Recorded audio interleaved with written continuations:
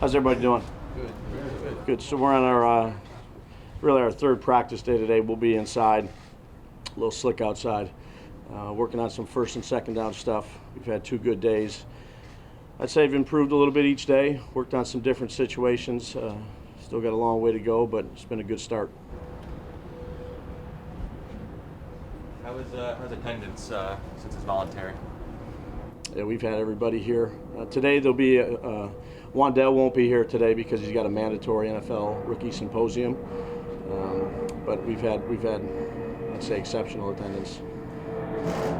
Brian, what are your thoughts on joint practices, and are you planning any this summer? Talking about it right now. I'd say that the training camp schedule, whether or not we practice with another team, we're still working through that. Probably have an answer for you by next week, but we're still going through that. Myself, Laura Young, the strength staff, sports science. So just need a little bit more time on that, but definitely talking about it. Brian, have Kenny and Kadarius, have they been practicing the first 2 days? Yeah, so we'll have some guys in red jerseys today. We'll have some guys in red jerseys. Some can do a little bit more than others. Some are rehabbing, so there'll be, I'd say, a number of guys right now in red jerseys. I'm not going to get into the specifics of it right now at this point in time, but you guys will end up seeing. Were those 2 guys on the field Monday, Tuesday? Yeah, they're on the field. There'll be 2 of the guys that are in red jerseys, but they've been to all the meetings. They're doing a good job. It's just good to have all the guys here so we can implement our stuff. Is there anyone you don't expect to be ready for the summer in training camp? Probably give me a few more weeks on that. I think everybody's moving in the right direction. They've done a good job. The training staff has really done a good job. We'll end up talking about that before we leave, but not ready to give you an answer on that one yet. How about Nick Gase? How's he been progressing? Yeah, same as the other guys. He had a tough injury, but he's done a good job with his rehab. Probably still a little bit of ways away. So, I'd say him and Matt Pert, those guys are, they're rehabbing every single day, getting better each day, so we'll see where they're at. Brian, I know it's the Giants' offensive playbook, but if you would circle the things that maybe Mike has brought, would there be a lot of circles? Well, yeah, we're working through that right now. I'd say that Mike has contributed very positive in terms of additions and plays. And so have the other coaches. Mike Rowe's been around some different spots, and DeAndre's coming from college and has some unique things, and Bish was at Baltimore. So, we're trying to put together a package that we think our players do best. That's what we're trying to find out here. Obviously, there's no pads, so that we're still a work in progress. But, I said it last week, Mike's a really smart guy. He's done a really good job of leading that room as the offensive coordinator and in the meetings and out here on the practice field, and we're lucky to have him. And a lot of coaches, especially when they get to this for the first time, you always hear you hire some people or you sort of know, and you didn't really sort of know him at all, right? No, he was at New England for a quick second when I was there. I wasn't quarterback coach, but just knowing him throughout the years, I wouldn't say that we never worked together or had any close relationship, but had a lot of respect for what he did with Patrick, and obviously the system that they used at Kansas City was an explosive system. Spread the field, get your playmakers in space, and that's a type of offense that I subscribe to. And he's had a lot of success where he's come from. We've done some stuff there where I came from, but at the end of the day, none of that really matters. We got to figure out what our guys do best, and if that's a change of philosophy based on what we have or don't have, that's what we got to do as a staff. The natural assumption is that your offense is going to look like it did in Buffalo, right? That was your offense there. What do you say to that thought? I say we've got a lot of work to do to still figure it out. The guys have done a great job. Look, we've installed a lot of plays. I think I tell the players the train's not slowing down. We're just speeding up. The more we can install and the more they can learn, the more we can figure out what they kind of do better. We were just doing a little install right there today, and I told KT, I said, look, if you feel comfortable with this route, we can call it this way, versus Kenny, if you feel more comfortable with this route, we can call it that way. I think that's the job of a coach too. You just don't take the system that you ran You got to figure out the players you have, their strengths, their weaknesses.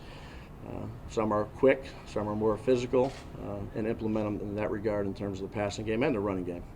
With that being the case, Coach, there's never a definitive end time of installation. Is that something that happens all throughout the time you're going to be here? Talking about end time? Yeah, no, we're always adding. Again, and I think you have to know when to pull back too. There's a lot of things that run together, but I believe in putting as much pressure as we can on the players during this time. If they go out there and mess up a player here, it's May right now. I think it's May, right? Yeah, May 19th. So, we learn from it and we keep growing and getting better. A lot different than when you're getting ready to play in September. So now is a good time to see.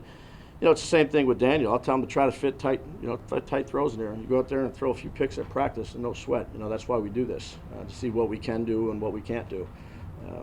I think that's the mindset we all have to have, is just figure out what we do best, and then let them go out there and do it. And there's going to be mistakes along the way from all of us, started with me. Right. How vocal is Daniel being, telling you, I don't like this, I like that? Because I know you solicit that feedback from the quarterback.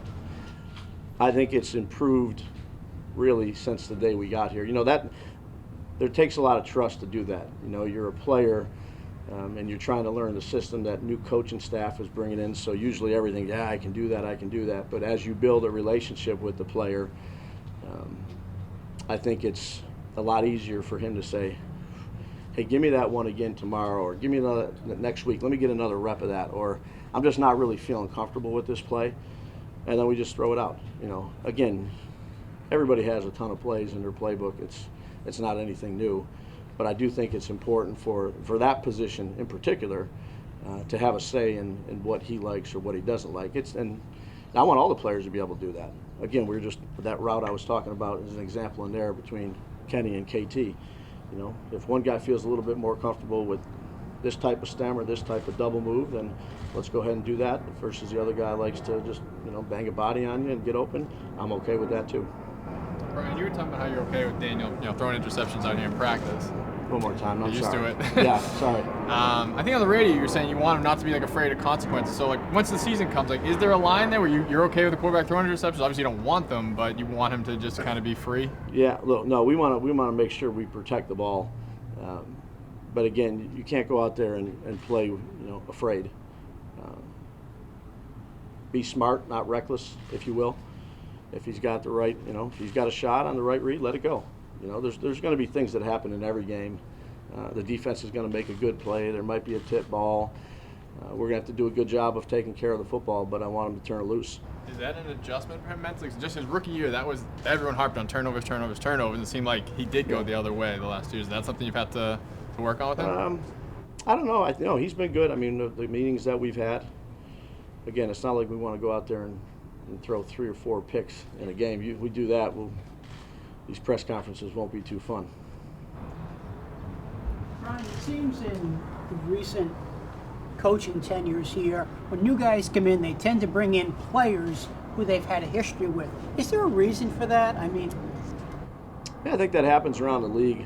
I don't want to speak for a lot of other teams, but you usually see that. It might be 3, 4, 5, but I think that when there's familiarity with a player and that person understands the system that you're running and the expectations in terms of the culture you want to build, I think those guys add value in the rooms. And I'd say we have a few of them here. And look, we're always going to try to improve the team any way we can, start with Joe and myself and the scouts and the coaches. So, I know there's been some turnover here the last few days. I don't, hopefully you don't have a ton of turnover, but I think you have to continue to work guys out on off days, and if you think they can improve you or at least take a look at them, that you do that. Coach, take two more. Some new guys yesterday, you just sort of referenced it. 3 of those guys are defensive backs. Yeah. I'm curious, your thoughts on those guys, particularly on Canada. Yeah, I don't want to give you too many thoughts right now. We got to get them in our system, get them in our culture, let them do things. Some of them had some familiarity with some of the coaches. We needed some numbers there at corner relative to where we were at. So, I think we've added, 3, 4 secondary guys, a defensive lineman that Dre had at Minnesota. Just get them in the system, see how they do here in the next couple weeks. One more. Coach, can you talk about Darius Slayton? What are you seeing from him so far in these OTAs? He's been out there. He's been dependable. He's known what to do. You know, he doesn't talk a whole lot. Pretty quiet guy, but a pro. I got a lot of respect for him, how he handles his business both on and off the field. He's done a good job.